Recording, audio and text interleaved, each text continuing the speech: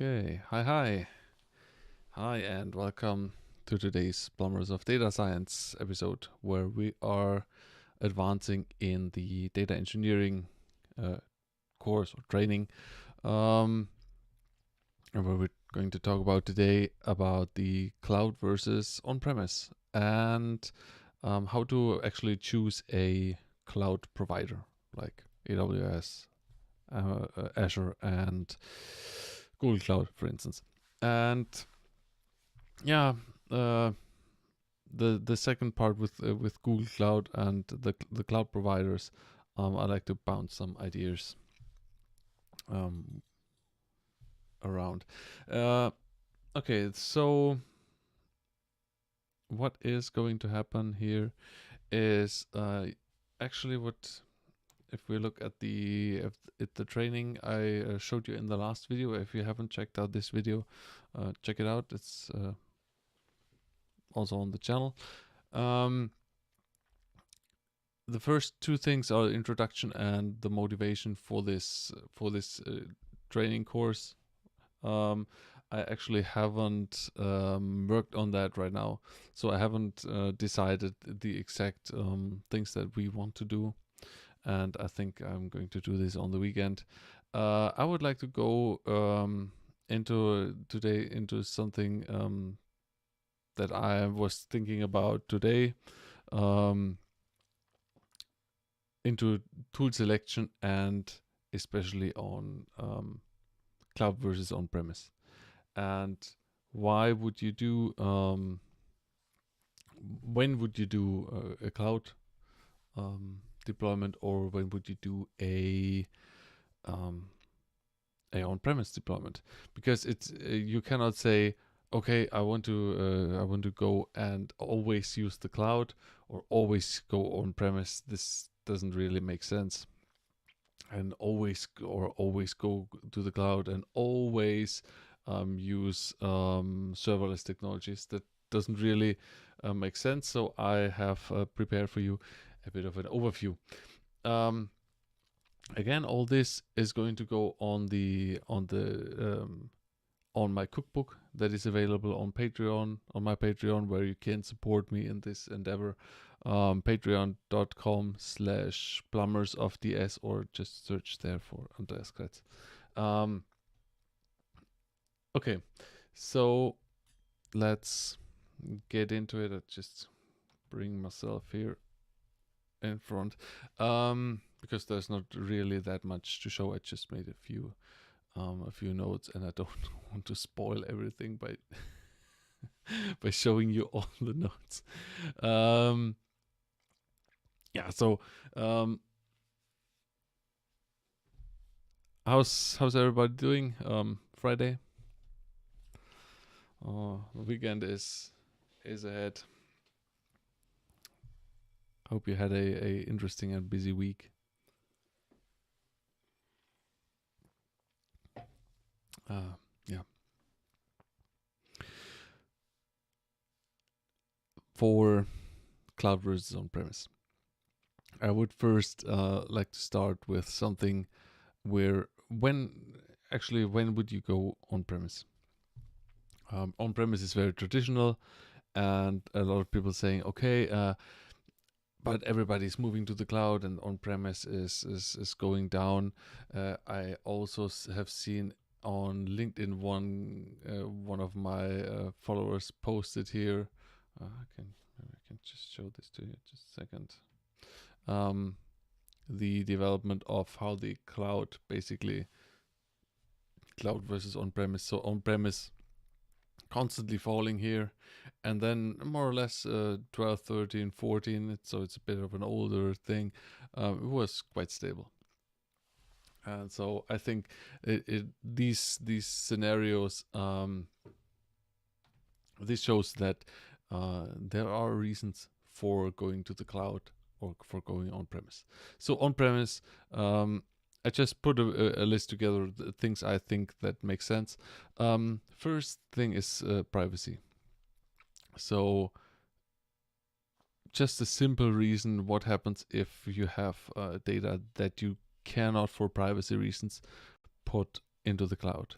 You cannot put it in certain regions of a cloud. You cannot put it in the US region, although you have all your other data in the US region, or you simply you don't want to have it online and be have the danger of this data is getting exposed. This would be one of the obvious choices. Of course, you can say the cloud is super safe, but this is not only a let's say a feeling. This is more or less something.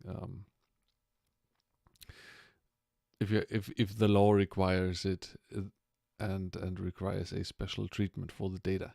Another thing I previously mentioned this already as well. Sending data to the cloud is not possible. So let's say you're in a manufacturing environment and you have a plant which has a lot of machines, and you are collecting data from the machines, and you're collecting a lot of data from machines, from 20, 30, 40 machines, and it's a constant flow of data that is getting basically sent from the machines to a platform. Then what will happen is that you will run into problems, because you cannot send all the data from your local, from your plant, to the cloud. So it doesn't really make sense to go to a cloud environment, because the upload of your on-premise machines that are sitting there, or your servers, on-premise server systems like SAP or whatever, they're generating that much data, and you cannot send it to the cloud. That's not possible. And so what you would do is you would go for a on-premise solution. Of course, that doesn't mean that you send some aggregates or some slices of data to the cloud and process them on the cloud. You can also do that, but the main thing here would then be to not go or to start with an on-premise solution. Another thing is the connection of local data sources that are not possible to connect to the internet, or you don't want to connect them to the internet. A lot of companies, what they have is, in a manufacturing environment or in a plant environment, you have a let's say a machine network, which is basically there, so an possible attacker cannot attack the machines that are in production and that are basically sending or producing the goods, like CNC machines and so on. So if you have a machine there and you want to send data out, as you can see, these are a little bit of IoT examples, because that's my field. Want to send the data out, you run into problems, because those machine networks, they don't actually want to make a connection to the outside world, to the internet, and this could be a problem.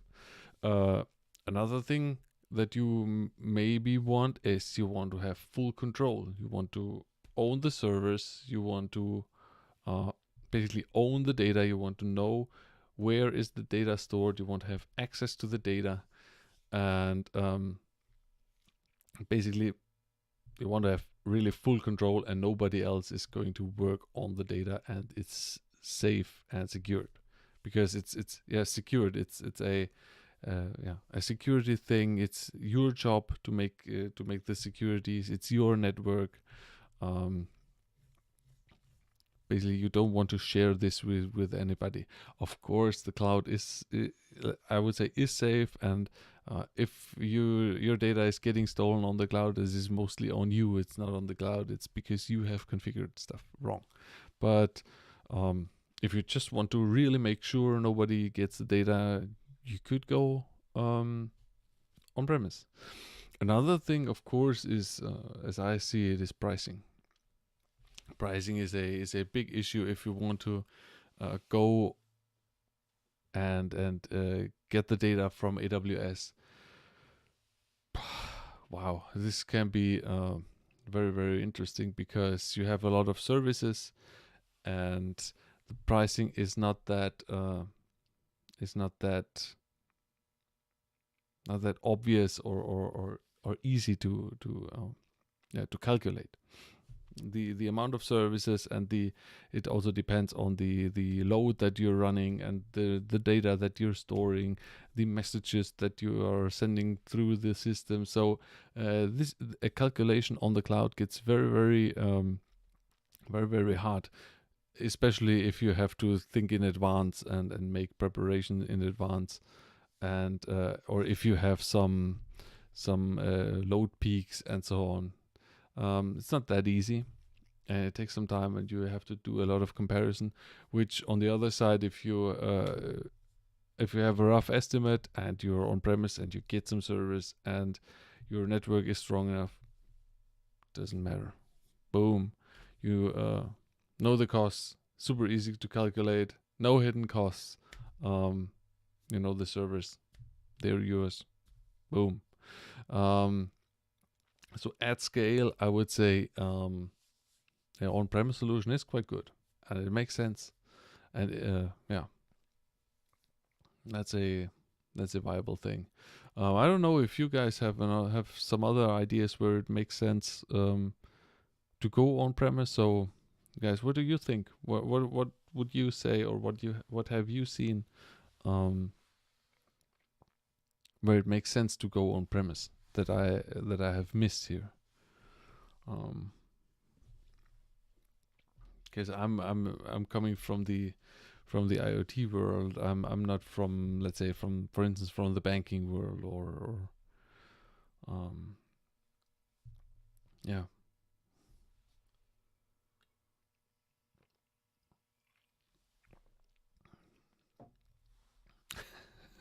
These are very thoughtful suggestions. Please go on. Yeah. Okay, I'm checking the chat. If somebody has an idea, I will get to it. The negatives of the cloud. What, of course, people are not of on-premise. The first thing that people always bring up is the initial investment here. Initial invest, of course, with the servers is it's not that not that low. So you have to invest some money, you have to invest in infrastructure, you have to invest into the actual hardware, you have to invest into people who are managing the whole thing and who are doing security and so on. So it's a challenge, of course, for let's say an advanced company or a older company who has those specialists. It's not that hard. Of course, scaling is a big issue. We are going to more details for the cloud in a second. So scaling is an issue. In the cloud, it's super easy. You are creating auto scaling groups for APIs, for web servers, and you're setting a load balancer in front of it, and then you're doing an auto scaling with 10, 15 instances, and that's super easy. With hardware, it's hard. Like hardware. So you have to plan ahead, you have to really think about, because it takes some time to actually order the servers, to install the servers, to set the systems up, to have it production ready. So scaling is slow. You have to plan ahead. That's one thing. I would say a negative. You need professional stuff, especially if you have some services like big data platform services or stuff you want to run, like Hadoop or Kafka or whatever. You have to do maintenance by yourself. So server updates, network updates. yeah, it's a challenge. It's a challenge. Um, Next is what GDPR says here. GDPR is actually, I would say, it's not that huge of a problem here. Yeah, yeah. I'm. Let me just think about it. So, GDPR mostly is about personal data, and I think it says where the data is stored. I don't know. Would need to check the rules. Um, I actually don't know. The thing is, what with GDPR, what you have to get um is a basically a contract, a security or privacy contract from the supplier of the storage. So from the cloud provider, you have to make a contract with him, not only for the actual use of the systems, but also for privacy stuff. But I think by now the big suppliers have this set, so this shouldn't be a big problem. Of course, on application level, you have a lot of rules you need to apply to. But on a cloud or on-premise level, um, yeah, I think it might be a bit easier on-premise, but I don't think that makes a huge difference. Um, how to calculate total cost of ownership for big data platform, both scenarios, for hybrid scenario also. The thing is, the problem with these connections, and I can show you what I mean. I may bring this up here.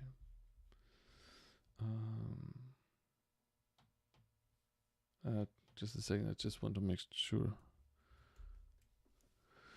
that I'm not logged in here. Pricing. Okay. If you want to learn at pricing here, and you go at about, for instance, learn about AWS pricing, or we have to, let's say we are looking at Kinesis. Where is that here?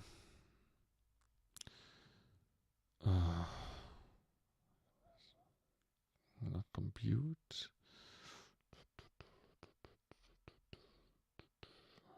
Am I stupid? Where is this here?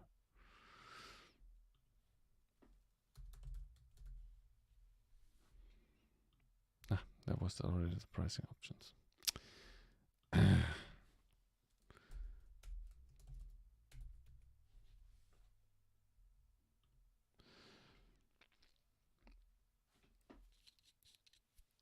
So the what you need to do here then is do they have pricing examples here? So it's the pricing is first the pricing is different for every region you have. Then so what you need to do is you need to basically calculate the shard or the data cost. How much data do you send? A shard, they say here, shard hour. One shard provides ingest capacity of 1 megabyte per second, 1,000 records, or 1,000 records per second. So you already have two basically ways of calculating it. Let's go to the examples here. So you basically have one shard costs 0.015 dollars per hour. this per day. Stream has then how many shards do you have? Then you have the costs for the day, and then you have the costs for a month, and then you can basically calculate it. So I'm not 100% sure with Kinesis how to calculate it, but yeah. So you quickly end up with stuff like $44, and if you're then going higher, the more data you get, the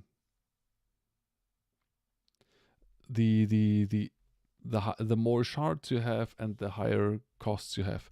Or for instance, if you're running, I know if you're running Lambda, Lambda has a pricing basically based on time. So the longer, so you have the memory, and then you have seconds, basically seconds per month that you can use here, and then you're calculated by the runtime of your functions. And so this is also complicated, because also price you have also the price per 100 milliseconds, and yeah. So this all gets more complicated. Than you're in front of it. You have Route 53.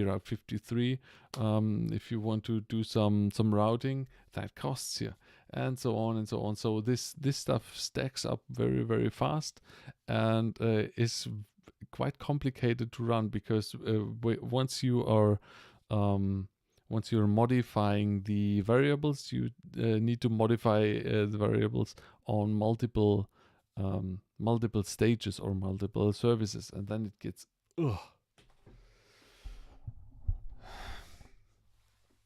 Nick asked, do we have exact method to do this calculation? Just interested how to prove this for C-level guys. AWS has a calculator, but not for, I don't know. I'm guessing that all the other companies also have calculators. So you basically would need to add a few calculators and configure the same stuff, because this stuff gets. Let me just.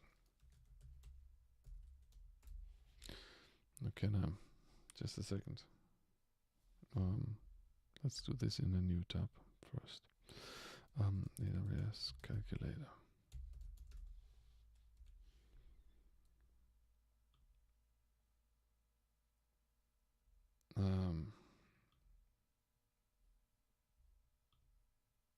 No, that's stupid. There was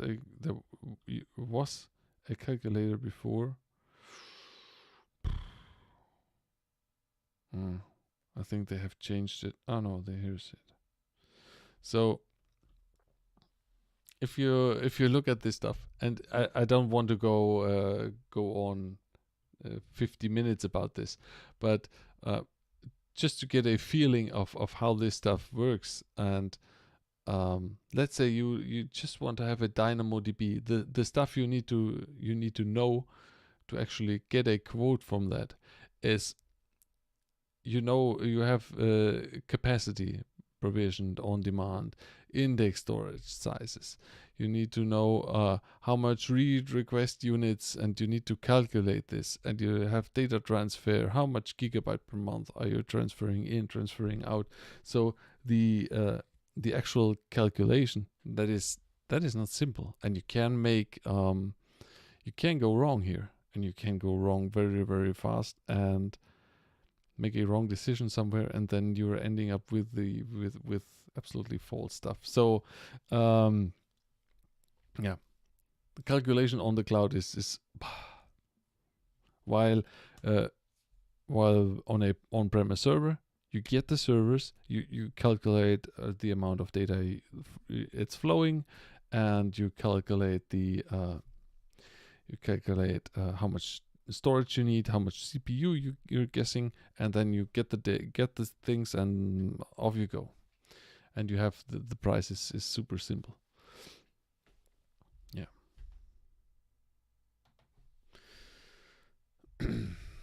then I'm not sure where I was here. Okay, I think I was done with the on-premise. Some stuff that speak for the cloud and I think are important. Serverless or managed services have less config. That's very, very simple. It's very clear. You don't need to configure that much. You don't need to know that much of the actual services. You don't need to do. Just a second.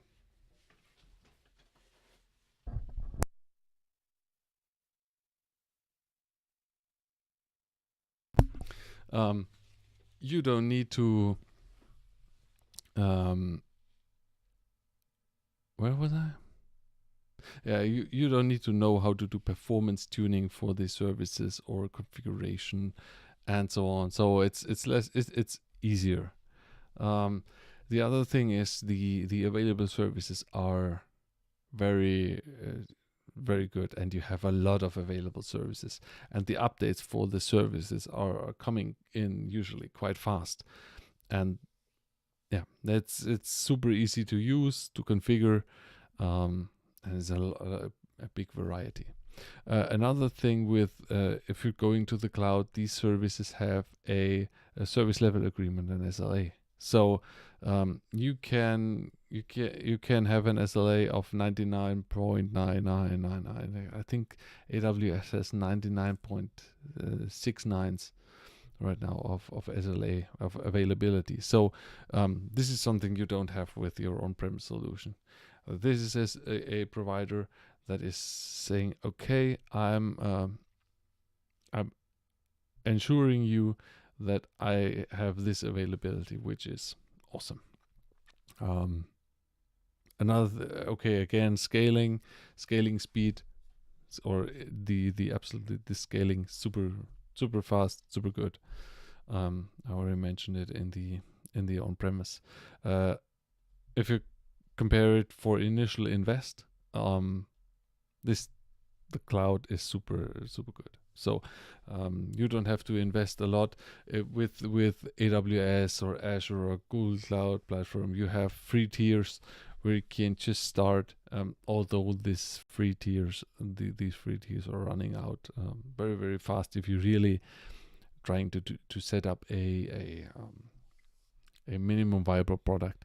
But it goes very it's easy to access, and the initial invest is low if you want to change something up.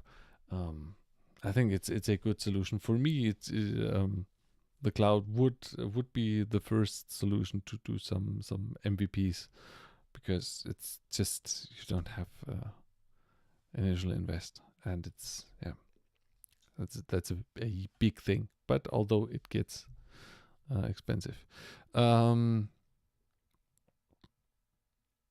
Yeah, flexibility, of course. You have many options for databases.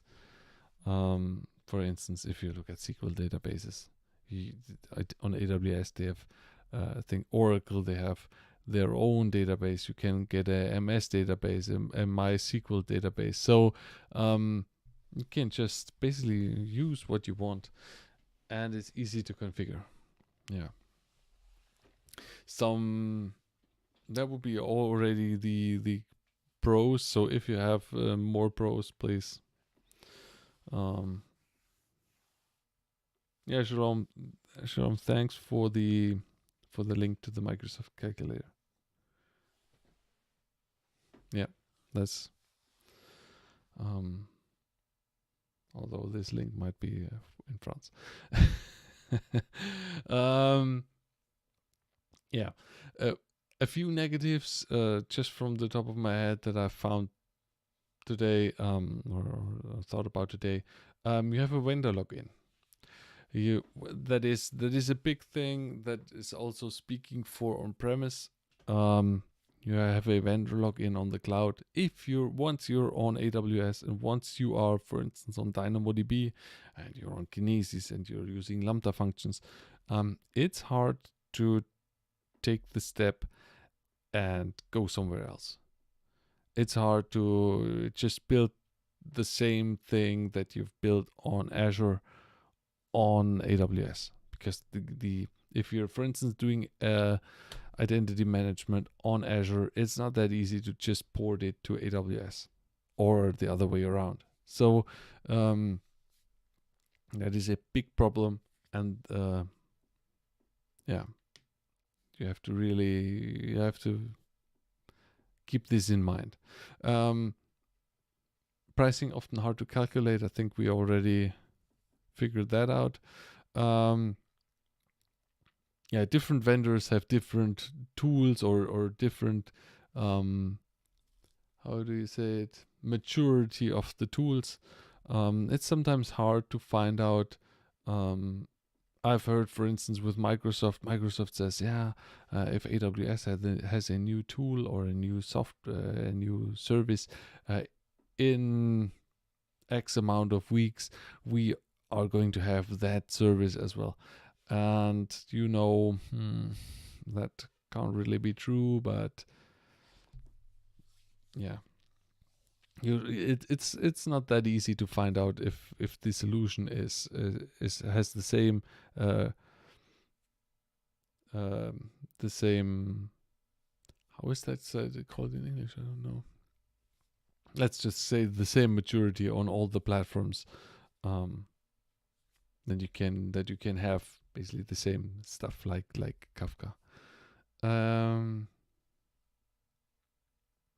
Yeah.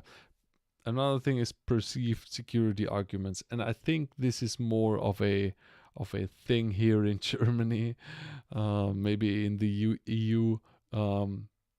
People always think that your data is not safe on cloud platforms. I know that in the US, for instance, people don't even think about that stuff. And they don't care. But here in the EU, especially in Germany, people are still very skeptical, and they don't really trust the providers. Although I think these guys, if it's Microsoft or Google or Amazon, they or let's say if they make a wrong decision, or if they make an error or maliciously share your data with a competitor or something for their benefit, and this comes to light, and then they're done. Once people believe or think that they are not to be trusted, or they can't be trusted because of this practice, then they would be in big trouble. So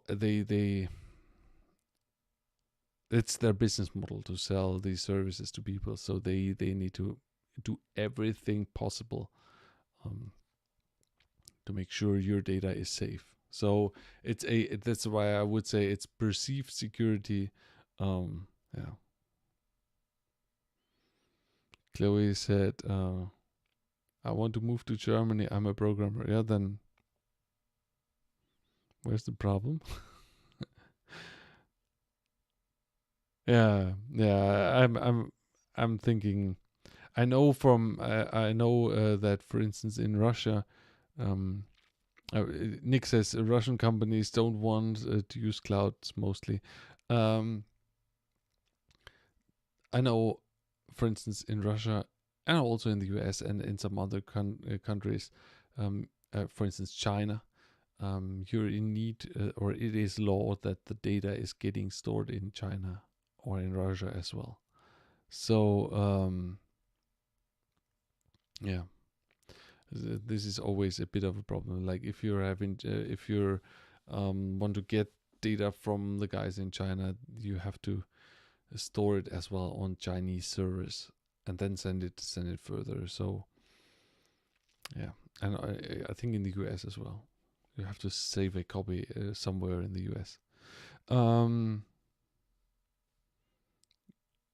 Chloe says, which sites are good to apply to jobs in Germany? I'm not 100% sure. I've been off the job market for some time. I think, how was that called? Stepstone and Monster.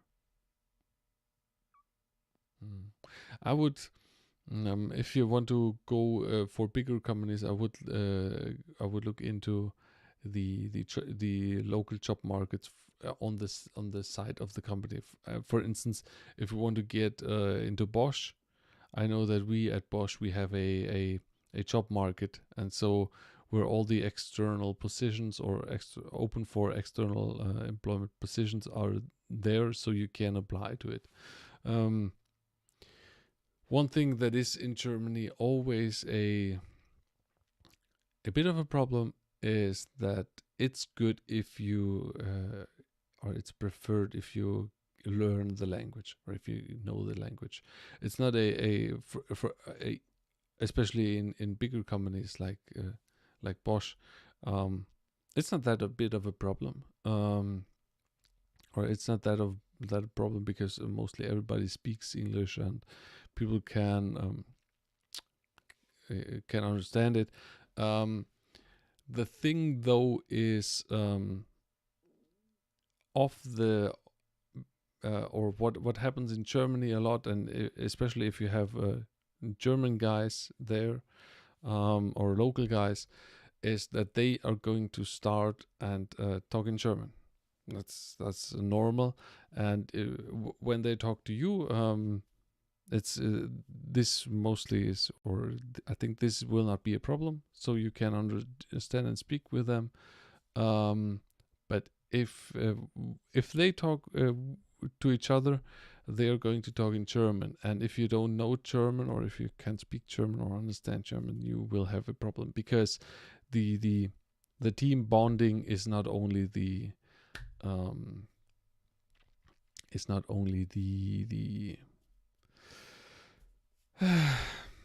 the the core professional stuff that you're doing. It's also the normal speaking. The yeah, not Bosch, Bosch, BOSCH. Yeah, for instance, but all the bigger companies like BMW and everything, they have or VW, Volkswagen or Daimler, and so on. They all have their own um, yeah, their own job platforms where you can just apply to any job. Yeah. Where was I? I think I was already there. I have here another thing: sending data to the cloud, sometimes difficult for bulk imports. Um, yeah, that's also a thing if you have a lot of data locally, and at some point you need to bring it to the cloud. And how do you do that? I know that AWS has for instance, as you can see, I'm a bit more of a AWS fan.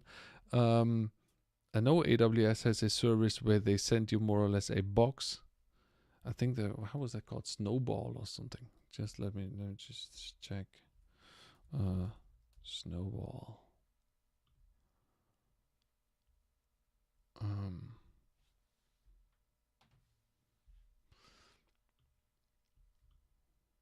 whoops. Here.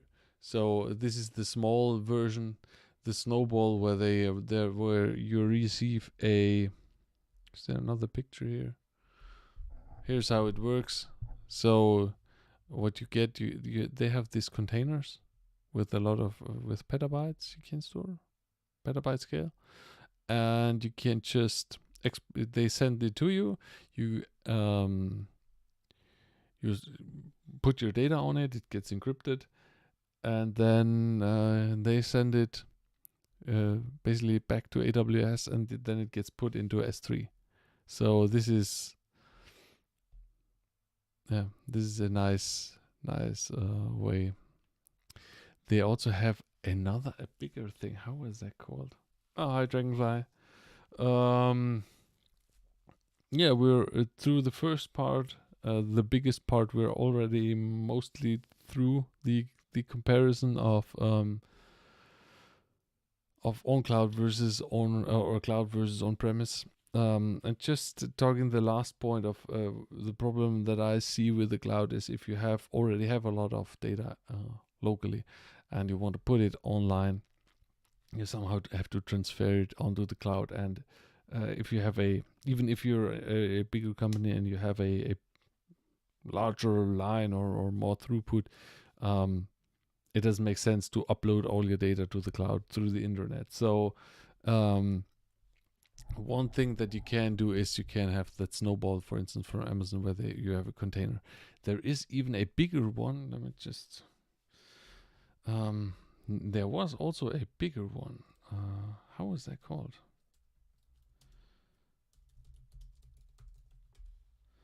Snowmobile. Snowmobile is actually they are coming and they are delivering to you this. Let me just check if I can. I want to really play it. No, that's not right. How can we show this first? So, okay. Where you can basically get a truck. They are bringing in a truck with a freight container, and on this freight container you can plug into your on-premise data warehouse or your on-premise servers, and then you can upload your data. It's since 2016, and this thing then, yeah, sends. Damn it. This thing then sends the data or uploads data there. How far? You can transfer up to 100 petabytes per snowmobile. So, interesting solution to just upload the data. Yeah, snowball is the small thing. This snowmobile is the big one. The big guns. Yeah. So, yeah, a truck. I was all when I saw this the first time. This wow, that's crazy. Yeah, yeah, Dragonfly. Yeah, it's interesting, and it's the decision of on premise or cloud is not that. It's a real decision. It's not that every time I go to the cloud and I'm yeah, it's the best, and we are doing all serverless. Yeah. So then there is. So did I have some more comments on LinkedIn here? Let me just check. Because I posted this earlier. Let me just bring it up here. So there was, yes, it's expensive in comparison with on-premise, but of course you have other pros. I guess different scenarios like SQL versus NoSQL. Not that 100% sure what he meant here. The thing was, he said first reason is euros. Yeah. Konstantin is absolutely pro cloud, so he yeah. There's not at all. Depends on what you use, pay, of course, but the cloud could be clearly cheaper for lots of use cases. Of course, we're not saying this. Faster to experiment with lots of knobs. That is true. We already said that. It's faster for quick development, but if you want to run a on scale thing, those services or those AWS specific services can get very expensive very, very quick. On-premise payment is upfront, of course. Scaling is really difficult. Yes, up or down. Yeah. Do we have more comments here? Decline of on-premise. This is this ends 2014. This is something that happens all the time. There is coming a new technology in, and and people are start using it. So this is why you see this drop here. People are going from on-premise to the cloud, and on-premise, and so the on-premise is going down. But it's not going away, because clearly, as we've seen earlier, there are good reasons to stay on-premise. So on-premise, then it will never go away, and it stays. Of course, it's lower than before, and this is why companies like IBM and so on have a bit of problems, or HP, I think. But yeah, so most of companies use the cloud. This is how I would say this thing is. Hybrid cloud is one thing. Multi-cloud, that's the future.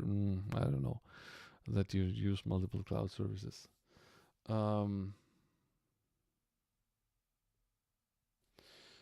Yeah.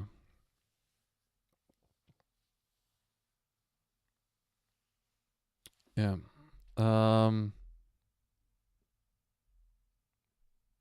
Preference, cloud versus on-premise deployments. Yeah, okay, this is the same report here.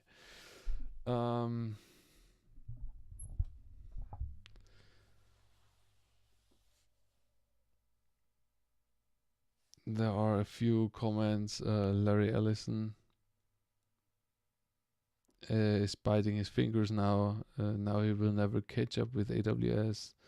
Nix's Larry is failing with big data completely. Nobody wants to use Oracle big data appliance. Yeah, Oracle. Oracle is not really a player here. I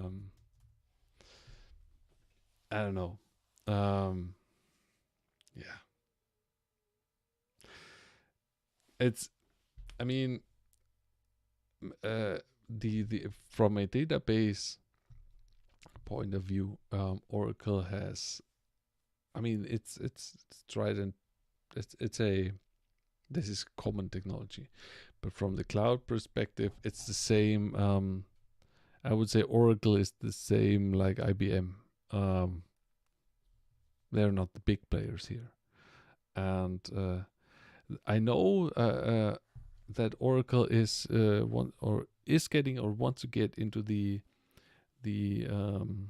industries that are manufacturing and so on, and work with data analytics and so on. But I'm not really having high hopes for Oracle here. Questions, Strangeley. I came across a case study recently with a digital bank who are currently building their data warehouse. They have a set of microservices dumping data into Postgres RDS. Yes. Okay. Maybe I was a bit quick here to read.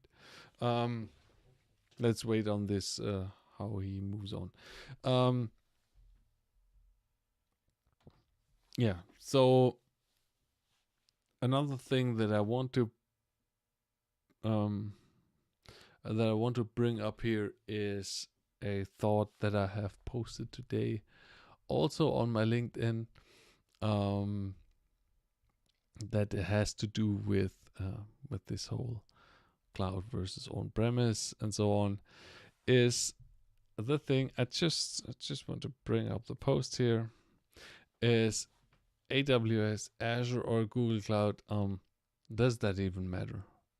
I mean, does that make sense? I know people love to make these kind of comparisons, but the only thing I would compare is the price of a server instance. That was my premise here. 100 likes, 7 comments.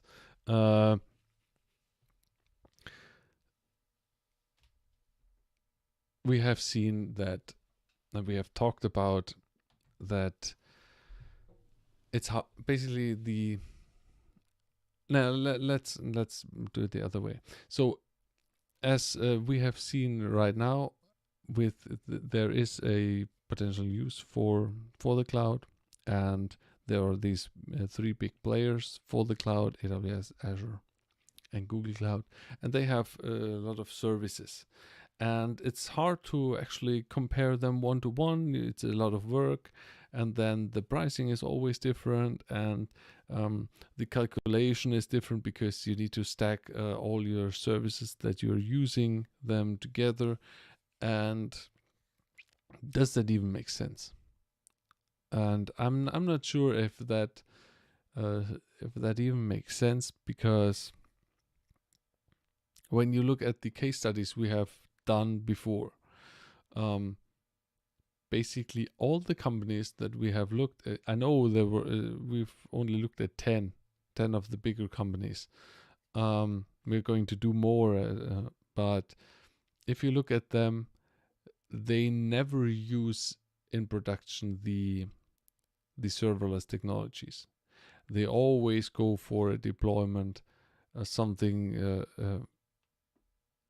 like a Kafka Spark Hadoop deployment, or Druid, or whatever. Samza. What have we seen else as well? Can't remember. So we have seen a lot of technologies from the big players, and basically nothing is, or almost nothing is serverless, or is our services or applications from these cloud providers.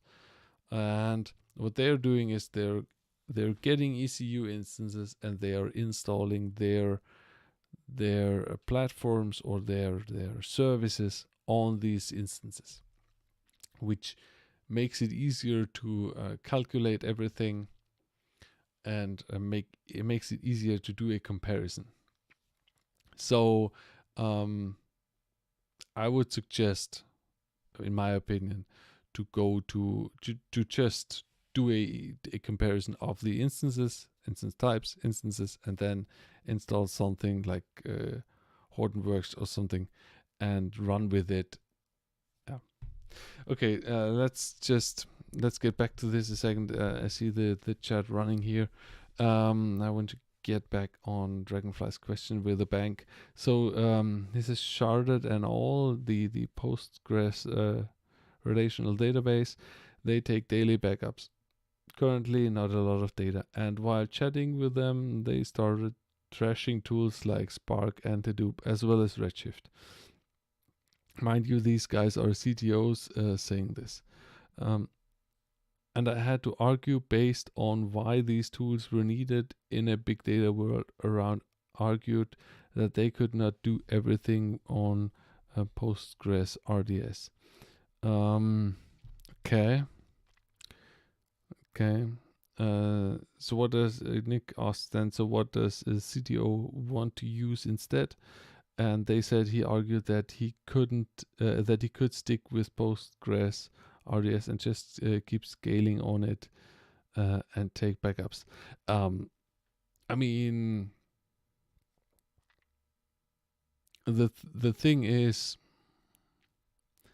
I don't know the amount of data they're getting, and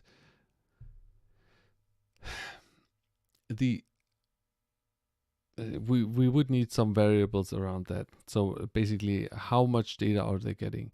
How in flow is the data? Is there a lot of let's say cold storage, or are there hot tables that are getting queried and used all the time? When they're doing analytics, how are they doing it? What kind of amounts of data are they analyzing? How fast are they analyzing stuff? Because one thing I would argue with the CTO in this case, first, trashing trashing Sparks and Hadoop makes absolutely no sense, because these things are here for a certain use. And of course, you can trash them. And if you're talking about, and if these guys already trashing it, this might then not be the right solution for them. I would really look into if this then is the right solution for them, because going with a Hadoop system or something, Hadoop, Spark, whatever, these types of tools are not very cheap. I mean, if you run a cluster and a small cluster, you're running into six-figure installations very, very quick. And yeah, I would really look into if they're running into scaling issues in the foreseeable future. And if the system, like scaling the servers and making backups, still works, it's hard, and the analytics isn't there, it's hard to argue for these tools. Yeah. Because it's not only about storage and accessing the data. It's also about analytics and running that on that platform. And so, yeah, exactly. So yeah, it depends on the speed and the needs of the analytics.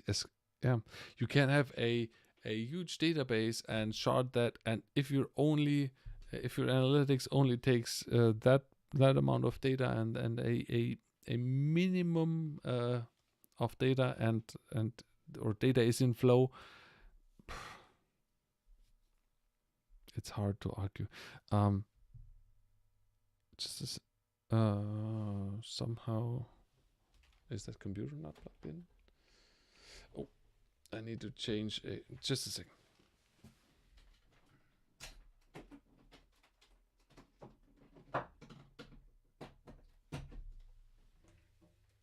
Sorry about that.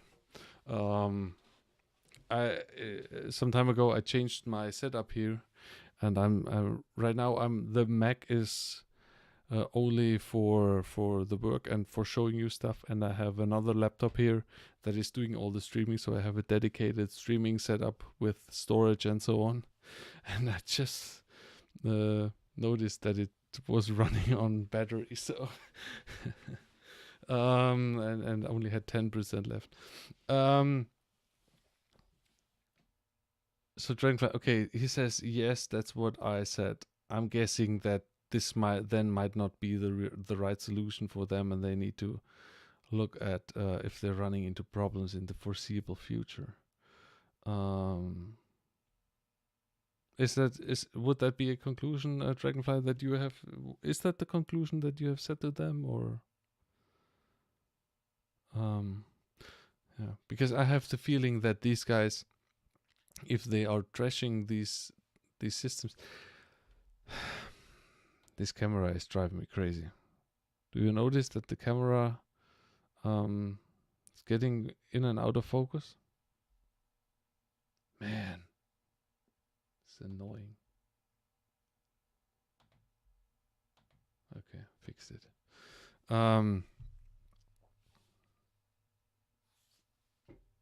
Is that, guys? Is that the conclusion here? Yeah, I don't know. Let me know. So yeah, that they don't really know exactly for what to use big data tools. And they might not. It's better to not use it. I would like to get quickly back to the other topics. So what do you guys think about this? If you're going to the cloud, would you focus on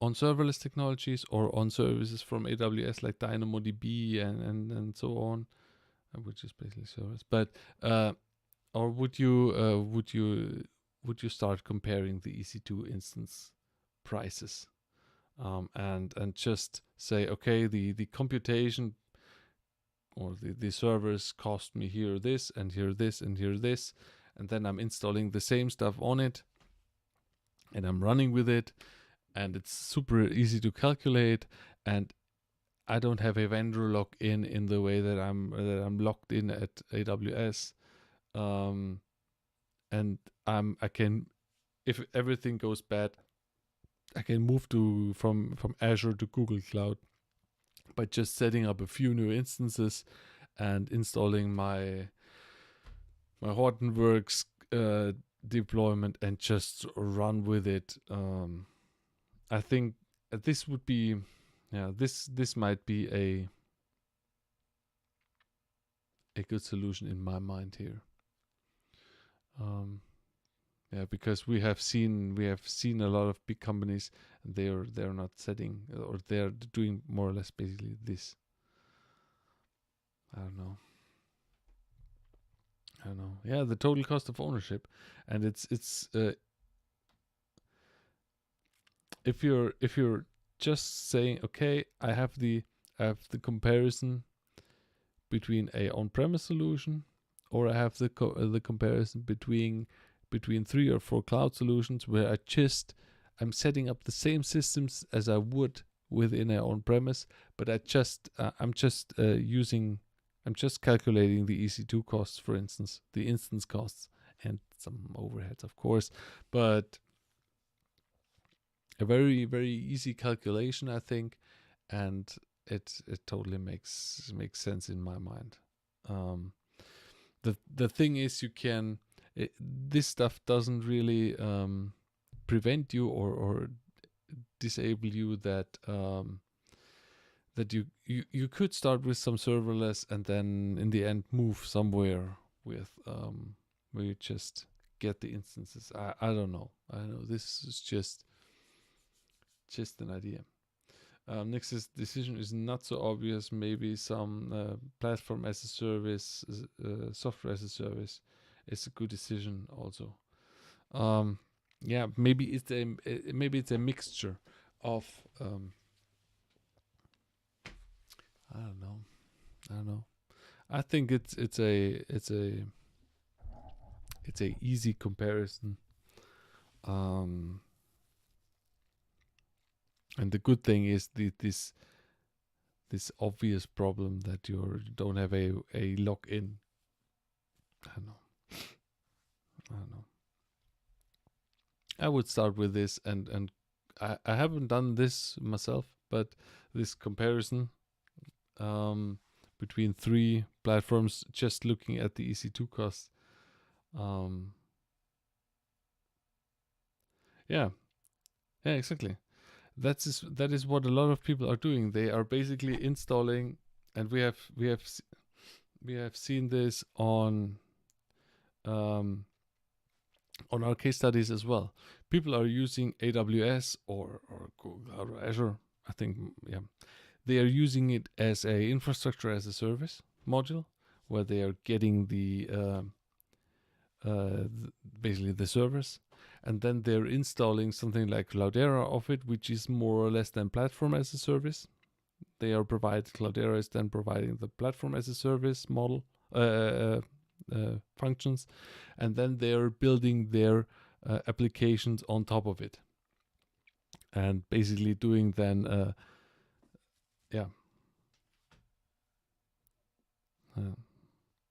local provider in Russia to prevent some law issues. Yeah, and I think so. I'm guessing so. I think Russia is very, very strict here. It's interesting.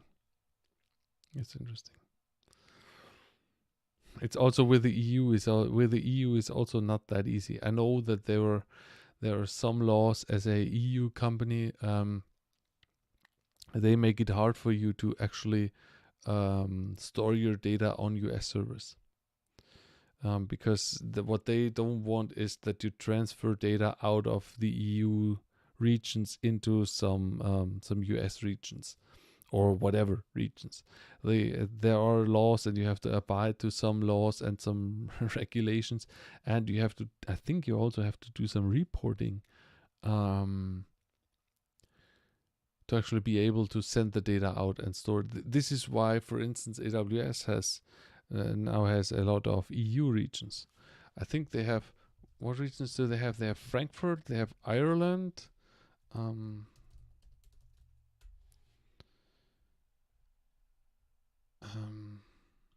Regions and endpoints. Let's just look at this. Okay. Let's bring this up here quickly. What do they have? They have, for Alexa, for instance, Alexa for business, only one region. Oh, damn. Okay, let's just EU. Okay, EU, Frankfurt, Ireland, London, Paris, Stockholm. Yes, are these all? Frankfurt, Ireland, London, Paris, Stockholm. Frankfurt, Ireland, London. Yeah. So they started and I still remember at the beginning the only EU region that was available was Ireland. And then they set up in Frankfurt, and since then I guess they have then used London, Paris, and Stockholm. Yeah, that's interesting. That's interesting. And so they did that because there are EU laws if you send the data out.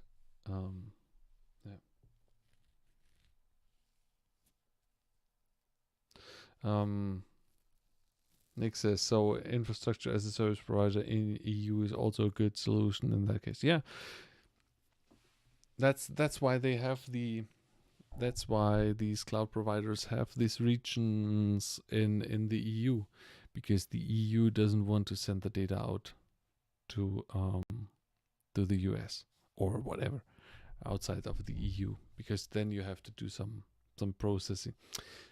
Maybe I can quickly find this EU rules storing data outside the EU. Maybe I can find here quick something.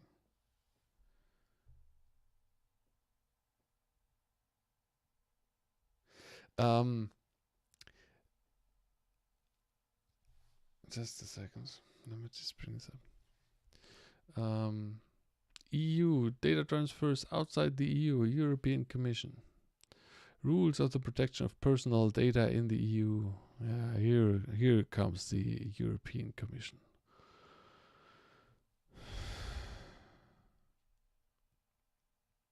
Rules of international data transfer. So you can also see this EU, US data transfer.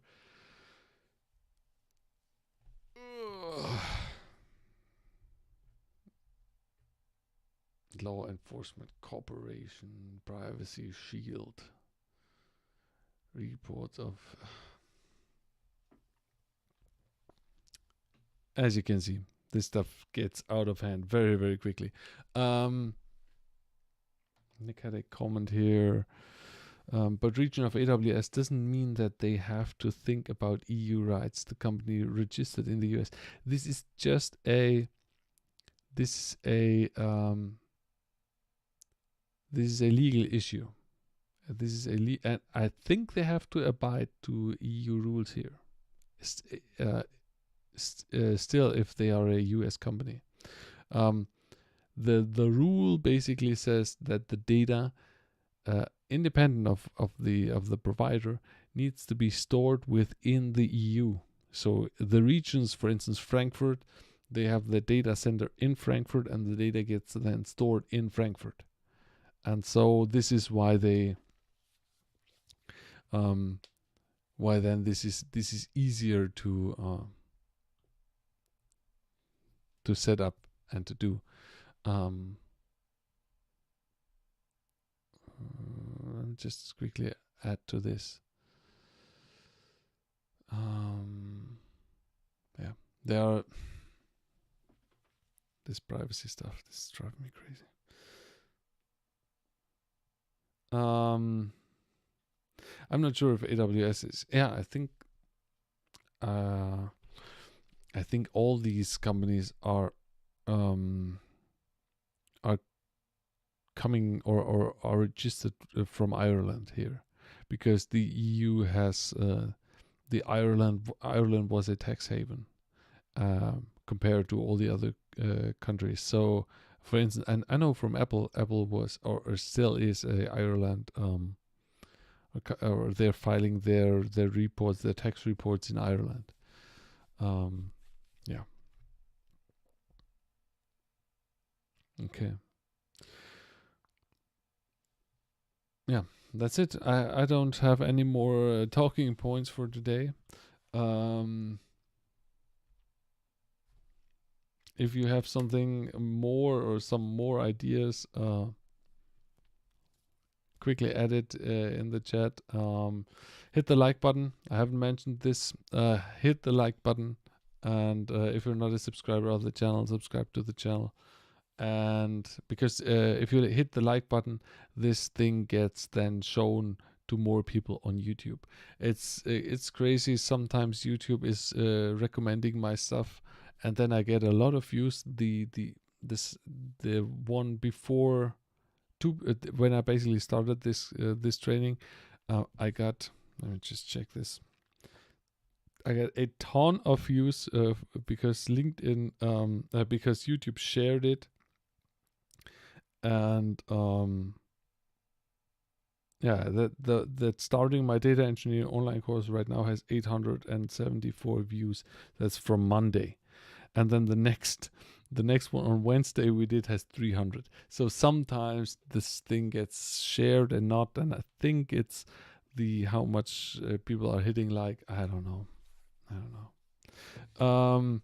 Again, if you want to, I'm right now looking into getting more stuff on the podcast, on the audio podcast. Last year I did recordings, and then I put the recordings on my audio podcast, which is, for instance, available on Spotify. And I want to bring it to iTunes, but with my current setup or current platform, they can't bring it to iTunes. So I'm currently looking into getting another subscription to a paid service. And so if you want to support me and send over a few bucks, you can do this on Patreon, patreon.com/plumbersofds, or just search my name, Andreas Kretz, and yeah, you can support me there. Yeah. By the way, what about IBM Cloud? Do anybody use it? No. I don't know. I think this stuff, I don't know. I haven't really heard stuff about IBM. I know that people are talking about Watson and that Watson is so good and so on, but then on the other hand, people say Watson, or they say Watson isn't that good because with the last flop for Watson was the detection of cancer data in medical stuff that really didn't work long term. So I don't know. I think the IBM Cloud is more connected to basically the Watson service and maybe some IoT service, but I don't know.